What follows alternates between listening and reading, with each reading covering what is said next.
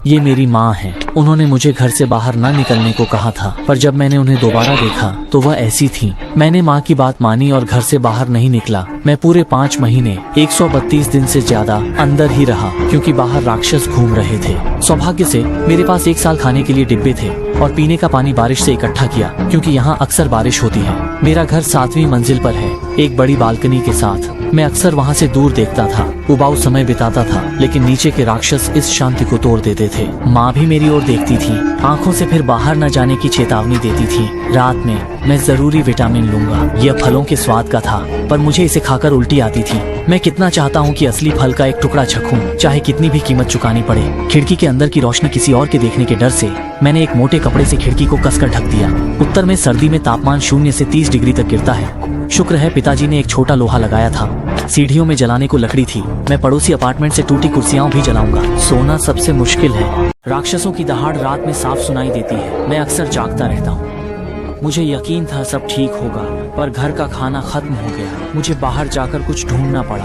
बाहर भारी बर्फ थी, सड़कें खाली थी, ज़ॉम्बी भी नहीं दिख रहे थे। सुपरमार्केट 600 मीटर दूर था। मैंने फिल्मों की तरह अपने हाथ पैर मोटे कपड़ों से लपेटे, जिससे थोड़ी सुरक्षा मिली। मैंने एक हथौड़ा उठाया और उसे अपनी सुरक्षा के लिए लिया। मैंने खाने का बैग अपनी पीठ पर लादा, सीढ़ियों के दरवाजे को खोला और चारों ओर एकदम सन्नाटा था। ये पहली बार था जब मैं इतने समय बाद घर से बाहर निकला। मेरा दिल जोर से धड़क रहा था। कुंडी खोली, बाहर को झटका था। मैंने पैर फंसाकर दरवाजा खोला।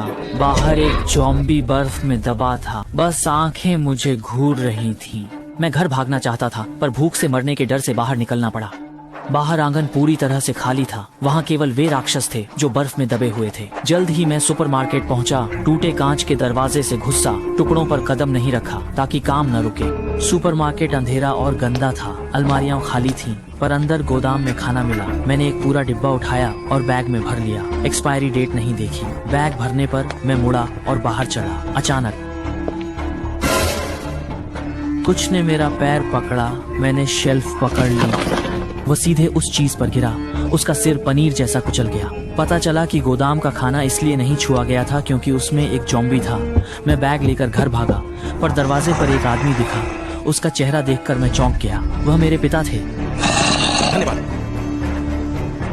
वह कुछ महीने पहले बाहर गए थे और फिर कभी नहीं लौटे, और अब वह इस तरह दिख रहे हैं। ये सब 5 महीने पहले शुरू हुआ। पिताजी मेरे साथ खेल रहे थे, तभी दरवाजे पर जोर से खटखटाई। माँ थी, वह घबराकर अंदर आई और दरवाजा बंद कर दिया। हाँफते हुए उन्होंने कहा कि 2 अजीब लोग उनका पीछा कर रहे थे। एक पर खून या लाल रंग था। तभी बाहर से जोरदार टक्कर की आवाज खिड़की से अंदर आई। बाहर सड़क पर एक गंभीर कार दुर्घटना हुई और अगले 2 दिनों तक हम बाहर नहीं निकले। समाचारों में पागल होकर काटने वाले लोगों की बढ़ती खबरें थीं। कहा जा रहा था कि यह भारत से आया एक नया वायरस है। घर पर रहने को कहा, खाना खत्म। पड़ोसी खरीदारी को गए, कई लौटे नहीं। पड़ोसी ने चेतावनी दी, सड़क पर मर रहे संक्रमित व्यक्ति से बिल्कुल भी न कटवाएं, जल्द ही। घर में राशन खत्म। पिताजी पड़ोसियों से बात कर बाहर गए। 2 घंटे बाद कई महीनों का खाना लाए। 1 सप्ताह बाद शहर में पानी बिजली बंद। चाचा लापता। पिताजी खोजने गए। माँ से आसपास देखने का वादा किया, पर उनके जाने के बाद वह फिर कभी नहीं लौटे। हम पूरे दिन खिड़की पर बैठकर उनकी तलाश करते रहे, लेकिन सड़क खाली थी और बाहर से कोई जानकारी नहीं थी। मैं समझ नहीं पा रहा हूँ कि सेना हमें बचाने क्यों नहीं आई। पूरा शहर खाली क्यों नहीं किया, मरने को क्यों छोड़ा। 2 दिन पिताजी नहीं आए। माँ रोती रही, चेतावनी देती रही, जब तक बहुत जरूरी न हो बिल्कुल बाहर मत जाना, जैसे वह अपना काम कर रहा हो। 2 दिन बाद माँ बीमार पड़ गई। कोई भी दवा इस वायरस पर असर नहीं कर रही थी। सुना है कि पहले मरने वाले लोग भी जिंदा हो रहे हैं। इसका मतलब है कि कमरे में रहना मेरे लिए भी एक खतरा है। एक सुबह माँ वहाँ नहीं थी। बिस्तर पर केवल एक कागज था। मेरा दिल दुख से भर गया। मैं पागल होकर भागा, पूरी ताकत से चिल्लाया। मेरी चीख से कई ज़ॉम्बी आकर्षित हुए। वे बिना डरे पास आ रहे थे। मैं होश में आया। यहाँ रुकना मतलब फटना है। माता पिता का सब कुछ बेकार हो जाएगा। मैंने हिम्मत करके अपार्टमेंट में वापस दौड़ लगाई और सिर तकिए में छिपाया। मैंने सोचा नहीं था कि कुछ हफ्तों में मैंने पिता और माँ दोनों को खो दिया, और माँ अब जिंदा लाशों में से एक है जो मुझे खाना चाहती है। मैं इस वक्त पिताजी मेरे सामने है। मुझे अजीब लगा कि वह कैसे लौटे और बंद अपार्टमेंट में कैसे घुसे, और अब वह मुझे खाना चाहते हैं। मैं कोने में छिपा और दीवार की ओर गलियारे में शीशा फेंका। पिताजी आवाज से आकर्षित होकर दूसरी तरफ चले गए। मैंने मौका देखकर सुरक्षित कमरे में घुसकर बिस्तर से दरवाजा बंद किया। खुशहाल 3 लोगों का परिवार। अब बस मैं बचा हूँ। खिड़की के बाहर अभी भी जोरदार बर्फ पड़ रही है। मैंने दिन में बत्ती जलाई। जाओ। निराश स्वयं को थोड़ी गर्मी महसूस करने दो और मैं शांति से सो गया, पर जागने पर कमरा धुएं से भर गया। मेरा सुरक्षित घर जल रहा था। मैंने आग बुझाने की कोशिश की, पर सब बेकार था। आग बड़ी होती गई। मैं जल्दी से बैग लेकर भागा, यहाँ तक कि गलियारे के ज़ॉम्बी पिता को भी भूल गया, पर सौभाग्य से वो रास्ते में नहीं मिला। मैं नीचे खड़ा था, अपार्टमेंट से उठते काले धुएं को देख रहा था। मुझे पता था कि वापस नहीं जा सकता। सारा खाना, पानी और रंगीन किताबें सब जल गई। मुझे नया सुरक्षित ठिकाना ढूंढना पड़ा और फिर से शुरू करना पड़ा। भारी बर्फबारी से चलना मुश्किल था। शुक्र है सड़क पर ज़ॉम्बी नहीं थे। मैंने बगल की इमारत में जाने का सोचा, पर अचानक एक एसयूवी मेरी ओर आई। मुझे माँ की बात याद आई, अजनबियों से बहुत सावधान रहना, जीवित लोग ज़ॉम्बी से ज्यादा खतरनाक होते हैं। मैं तुरंत पास के एक छोटे गैरेज के पीछे छिपा और ध्यान से देखने लगा। एसयूवी मेरी अपार्टमेंट इमारत के नीचे रुकी। उसमें से 2 आदमी उतरे। उनमें से एक के पास राइफल थी। वे सतर्कता से चारों ओर देख रहे थे, इमारत में घुसने की तैयारी कर रहे थे। तभी पीछे का दरवाजा अचानक खुला और एक टोपी वाला आदमी जमीन पर गिर पड़ा। दूसरा बंधा हुआ आदमी गाड़ी से भाग निकला। वह मेरी तरफ दौड़ा, गोली चली, वह आदमी जम गया और 2 मीटर दूर गिरा। मैं डरकर गैरेज में सिकुड़ गई। मुझे समझ नहीं आया कि वे क्यों मार रहे थे। बुजुर्ग आदमी अपार्टमेंट देखने गया। टोपी वाले ने मांस काटा और पैक किया। वे बचे हुए लोगों को भोजन के लिए पकड़ रहे थे। इस भयानक स्थिति में मैं कोने में सिमट गई। आंखें बंद करके जो देखा उसकी कल्पना नहीं कर सकती थी। सूरज डूब रहा था। मुझे ठंड लग रही थी। मुझे अंदर जाना होगा, वरना ठंड से मर जाऊंगी। रात में मैं चुपके से सुपरमार्केट गई। यहाँ खाने पीने का सामान है, कम से कम आज रात तो गुजार सकती हूँ। पहले सिर फूटा ज़ॉम्बी अभी भी स्थिर था। मैं शेल्फ पर चढ़कर कंबल ओढ़कर सो गई, लेकिन थोड़ी देर बाद एक टक्कर की आवाज से मेरी नींद खुली। मैं जमीन पर गिर गई। सामने दिन वाले वही 2 आदमी थे। वे हंसे और बोले, शुभ संध्या छोटे, तुम्हें जगाने के लिए माफ करना, पर ताक झांक करना तुम्हारी गलती है। उन्होंने मुझे बेहोश कर दिया। जब मैंने आंखें खोली तो मैं उलटी लटकी थी। मुझे एहसास हुआ कि मुझे भोजन के लिए पाला जा रहा है, क्योंकि उन्होंने दिन में एक को मारा था, इसलिए भोजन काफी था। उन्होंने मुझे तुरंत नहीं मारा। बूढ़े आदमी ने कहा, पेशाब करते समय बर्फ पर निशान देखकर उसने मुझे ढूंढ लिया। मैं बहुत मूर्ख थी, इतनी छोटी गलती। तभी मैंने देखा टोपी वाला आदमी उठा नहीं, उसके पैर में चोट थी। बूढ़े आदमी ने उसे नीचे उतारने को कहा, पर टोपी वाले को समझ नहीं आया। बूढ़ा गुस्से में रस्सी काटकर उसे सिखाने गया। जल्दी उठो, क्या कर रहे हो?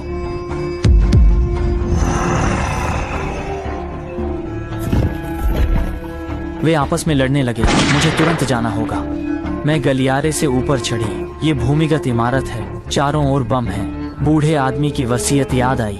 ये सेना का बंकर है। वे भी ज़ॉम्बी नहीं रोक पाए। सतह पर लौटी। सब कुछ नया था। घर से शायद 7-8 किलोमीटर दूर। रास्ता लंबा और खतरनाक था। खाने की कमी से मेरे कदम भारी हो रहे थे। बर्फ में गिर गई और मेरी चेतना चली गई।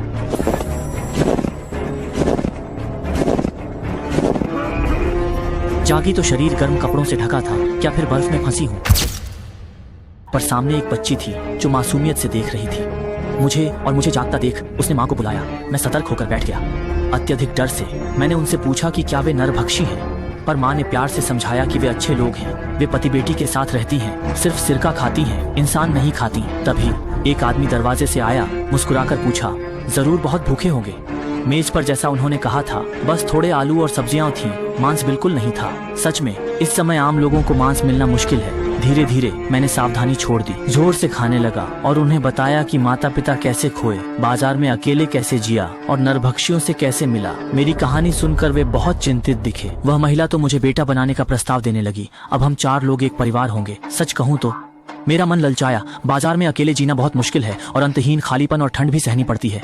माँ की बात याद आई, जिंदा लोग लाशों से ज्यादा डरावने हैं। मैंने फिर भी फैसला किया कि चोट ठीक होते ही चला जाऊंगा। उन्होंने मेरा फैसला माना। खाने के बाद वे मुझे अपार्टमेंट दिखाने ले गईं। ये बहुत बड़ा है और इसमें कई कमरे हैं। सिर्फ एक बेडरूम और रसोई को गर्म रखा गया था। बाकी कमरे ज़ॉम्बी से बचने के लिए बंद थे। लड़की ने मुझे पारिवारिक एल्बम दिखाया। उसमें एक लड़का भी था।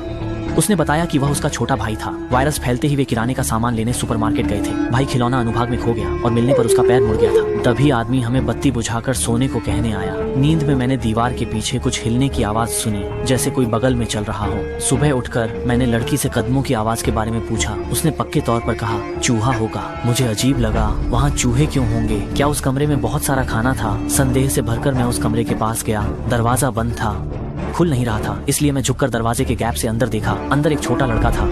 सब कोने में हिल नहीं रहे थे। वाकई वे भी अच्छे लोग नहीं थे। तभी आदमी मेरे पीछे आया। तुम्हें पता चल ही गया, वह मेरा बेटा है। वह बीमार है, वह अब इंसान नहीं रहा। मैंने फिर से नीचे देखा। जल्द ही मेरी चोटें लगभग ठीक हो गई थी। अब जाने का समय था। जाने से पहले आदमी ने मेरे लिए एक कप काली चाय बनाई। कहा कि मैं थोड़ी देर आराम कर सकता हूँ। मैं इन दिनों उनके आश्रय के लिए बहुत आभारी हूँ। मैंने बिना ज्यादा सोचे समझे पी लिया। जब मैं फिर से उठा तो मेरा पूरा शरीर दर्द से भरा था और मेरा सिर भनभना रहा था। मैं क्यों सो गया? हाथ उठाया, हाथ कहाँ? क्या बेटे को खिलाने को हाथ काट दिए? वे सचमुच बदल गया है। बाहर से आवाज आई, ये बच्चा मर जाएगा, इसे हमारे बेटे को खिला दो। निराशा में कई दिन बंद रहा। अचानक उस महिला ने जगाया। कहा, जल्दी भागो, आदमी मुझे काटने वाला है। मैं भागा सड़क पर। हाथ दर्द से रुका, पुरानी जिम में छिपा। उम्मीद थी मेरे जाने पर वह आदमी परिवार को चोट न दे। तभी एक फुसफुसाहट की आवाज आई। दरवाजे से एक काली बिल्ली अंदर आई, लेकिन उसका पूरा शरीर सड़ा हुआ था। वह अपने आधे शरीर को अगले पंजों से घसीट रही थी। वह घूर कर तीखी म्याऊं की। एक मुसीबत गई नहीं कि दूसरी आई। बाहर फिर से पैर सुनाई दिए। मैं लोहे के डिब्बे में छिपा। एक ज़ॉम्बी उस बिल्ली का पीछा कर रहा था। ठंड में वे पागल होंगे या अलग हैं? मैं पूरी कोशिश करता हूँ। ज़ॉम्बी ठंड से डरते हैं, इसलिए भारी बर्फबारी के बाद सड़क पर कोई ज़ॉम्बी नहीं बचा। मैं वसंत से पहले शहर छोड़ना चाहता हूँ, वरना वे जाग जाएंगे और यह नरक बन जाएगा जल्द। मैंने सिनेमा घर में एक सुरक्षित कमरा पाया, लेकिन भयानक ये था कि आवाजें आ रही थी। एक रात नीचे से कुत्तों के भौंकने की आवाज आई। वे आवारा कुत्ते थे, असल में ज़ॉम्बी कुत्ते थे, जिनकी त्वचा सड़ गई थी, हड्डियां दिख रही थी, आंखें चमक रही थी। उन्होंने मेरी गंध पहचान ली थी, पर मुझे देखा नहीं। मैं ज़ॉम्बी कुत्तों से कई दिन फंसा रहा, जब तक कि मेरा पानी खत्म नहीं हुआ। तब वे गए। मैं पानी के लिए पास के तहखाने में गया, पर पानी भरते ही प्रवेश द्वार पर एक ज़ॉम्बी कुत्ता मिला। मैं अंदर की ओर भागा, वह पीछा करता रहा। तहखाने में घोर अंधेरा था, रास्ता मालूम नहीं। मैं फिसल कर गिर गया और सड़ी हुई लाश की तेज गंध आई। पीछे वाला कुत्ता भी कहाँ गया? मैंने सांस रोकी और एक माचिस जलाई। सामने एक लाश का ढेर था। ज़ॉम्बी एक दूसरे से लिपटे हुए थे। मैं समझ गया, मैं उस जगह में घुस गया था जहाँ वे इकट्ठा हुए थे। तभी एक ज़ॉम्बी ने सिर उठाया और मुझे देख लिया। जल्दी ही कई ज़ॉम्बी खड़े होकर मुझे घेर लिए। मुझे लगा कि मैं फटने वाला हूँ। डर से मैंने अपना चेहरा ढक लिया, पर ज़ॉम्बी मेरे बहुत करीब आकर अचानक रुक गए, जैसे उन्होंने मुझे देखा ही न हो। मैं बहुत हैरान हुआ। क्या वे सचमुच अंधे थे या मुझ में कोई खास शक्ति आ गई थी? मैंने सोचा कि शायद गिरने से मेरे शरीर पर ज़ॉम्बी का तरल पदार्थ लग गया, जिससे मेरी गंध छिप गई। उन्होंने मुझे अपना ही समझ लिया। मैंने हिम्मत करके लाशों के झुंड को पार किया और तहखाने से बाहर निकला। मैं सीधे सुरक्षित घर नहीं गया। डर था कि रास्ते में ज़ॉम्बी कुत्तों का सामना न हो जाए, इसलिए पास की एक इमारत में शरण ली। पहले आज रात गुजार लूं, लेकिन दरवाजा किसी चीज से रुका हुआ लग रहा था, इसलिए मुझे खिड़की से कूदना पड़ा। पता चला कि दरवाजे को एक महिला के शव ने अपने शरीर से कसकर रोका हुआ था। उसके हाथ में एक बच्चों की गाड़ी भी थी। मैं कल्पना नहीं कर सकता कि उन्होंने क्या सहा होगा, पर मुझे पता था माँ ने अपनी जान देकर अपने बच्चे को बचाया। अफसोस है कि वे भूख से मर गए। चारों ओर सुरक्षित होने की जांच करने के बाद मैं बेंच पर सो गया, पर ज्यादा देर नहीं हुई थी कि बच्चों की गाड़ी अचानक हिलने लगी। क्या बच्चा अभी भी जिंदा है? मैं पास गया और देखा तो पता चला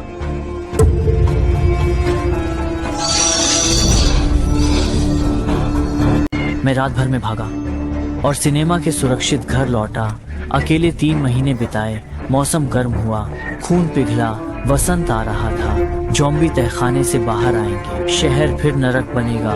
मैंने जंगल भागने की योजना बनाई, पर पहले सामान चाहिए। मैंने सुरक्षित ठिकाने पर कुल्हाड़ी, रस्सी जमा की, पानी की बोतल जैसे उपकरण, पर काफी नहीं। घर से निकल खून पर कदम रखा। मैंने आसपास के अपार्टमेंट में दवाइयाँ और सामान ढूंढे, खाने के बिस्कुट, हल्के कपड़े और मोजे। मुझे एक मेज पर अखबार मिला जिसमें एक ब्लॉगर की लाइव गलती की खबर थी। जांच में वह संक्रामक रोग से संक्रमित मिला। मैंने उसे यूट्यूब पर देखा था। वह बड़ा खाने वाला था, कहता था सब खाएगा। वह पहला संक्रमित था। हालत बिगड़ने पर उसे अस्पताल भेजा गया, पर वह काटने लगा। वायरस फैला पूरे शहर में। सब तैयार होने पर मैं शहर छोड़कर पहाड़ों में गया। अपना ठिकाना बनाया। मैंने बंदूक चलाना और बनाना सीखा। एक व्यक्ति का जीवन शांत और सुरक्षित है, लेकिन समय के साथ ज़ॉम्बी बाहर फैल रहे हैं। कुछ परछाइयां मुझे ढूंढती हैं। शहर में कोई जिंदा नहीं, भूखे ज़ॉम्बी चल दिए। ये जगह भी सुरक्षित नहीं। कहाँ जाऊं? आप अपना सेफ हाउस कहाँ बनाते?